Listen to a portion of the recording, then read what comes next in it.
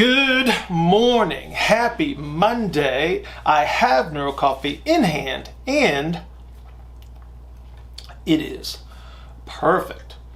Coming off a very solid weekend, ready to dig into a very busy work week. So we're going to go straight into today's Q&A. This is with Dale. Dale's a very accomplished powerlifter, close to 800-pound squat.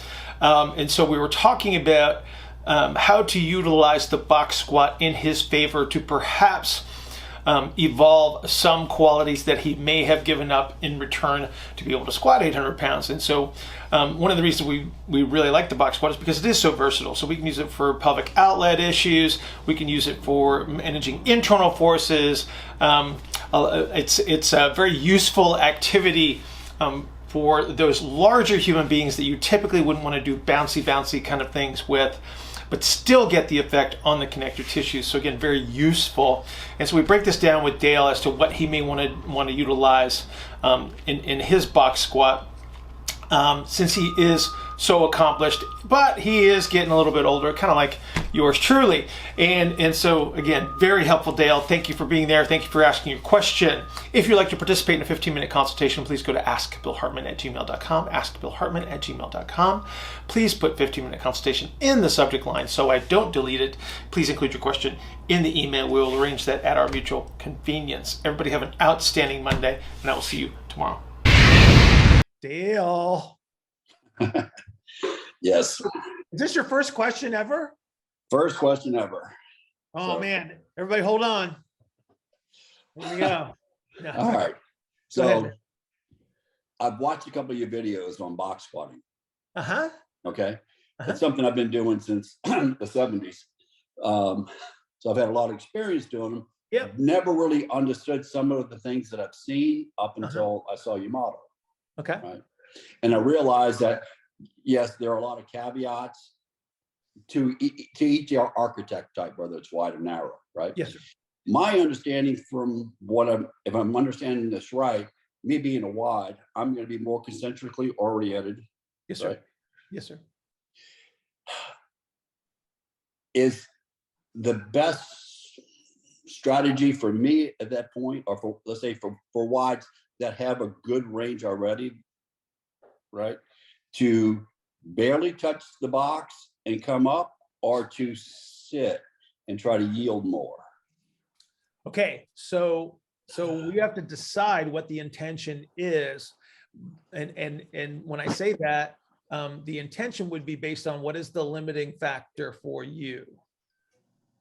Okay, under most circumstances, because you carry more concentric orientation, because of the shape of your pelvis being biased towards exhalation, which means that the pelvic outlet, the anterior outlet, so the bottom of the pelvis pushes up really, really well, and your connective tissue behavior would be biased towards overcoming under most circumstances. Right. Okay.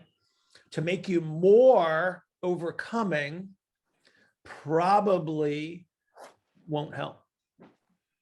Okay. And again, not knowing you, I would say probably. Okay. Right. Which means, so this is why you got a powerlifting background, Dale? Yes. Yeah. Okay. Powerlifting. Yeah. I figured when you said 70s and box squats, I figured, right? Yeah. I trained at a Hatfield. Oh, you did? Yeah. Dr. Squat. Yeah. Okay. Yeah, no, I know who it was, dude. Still the best, like the Hawaiian record breakers meet where he did the 1014. Yeah. I have the video on my phone. In less than 2 seconds. I know. Like, that's amazing. And it was deep. It was deep. Arguably still the best squat that's ever been performed in history. Okay, so let's go back to the squat thing. Okay.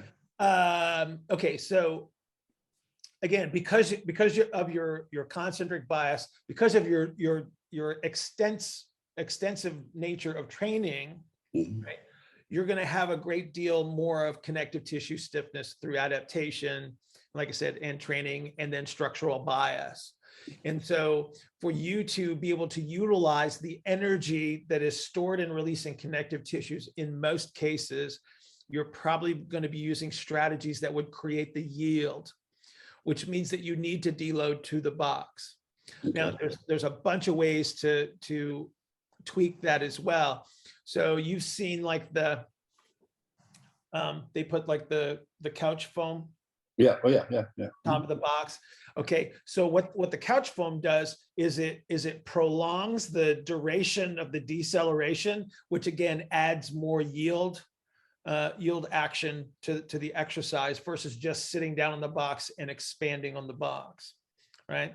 And so again, there's a whole bunch of strategies that you're utilizing here, but generally speaking, you're going to be a guy that has to deload to the box because you need to create a yield somewhere. Typically where that's going to be for you is like you're going to use your skeleton a fair amount, right? And then the deload to the box is going to, depending on how long you're there and loads and such, it's going to determine like how you're going to distribute that yield through the other connective tissues. Because if you were to touch and go, you would not yield very long at all. Therefore, the amount of energy that you would store in your connective tissues would be reduced. Okay. Okay. Hang on. So if you were training for a competition, okay, the closer and closer you get to competition, you need to transition into the touch and go because that's what you're going to end up doing in competition. Right? So you teach yourself to store and release more energy, and then you try to teach yourself to do that in a shorter period of time. So the time that you're on the box is a certain length of time, and then eventually you want those connective tissues to be able to store and release energy a little bit faster. And so this is going to change the duration that you're spending on the box, and then you're going to slowly take away the box, so you do get the amount of yield and overcome that you can produce, again, because there's no boxing competition, obviously. Right. Right. So as a follow-up, one of the things I noticed in the videos was where they came down to the box and then leaned back. You have to deload. You have to put So pressure that is down. okay. That was just something we had never done, and I saw that and I was kind of we'd always stayed away from any type of momentum for what we were trying to accomplish. I was trying to understand that point of it. What you're seeing is the load of weight onto the box to create the yield. Okay.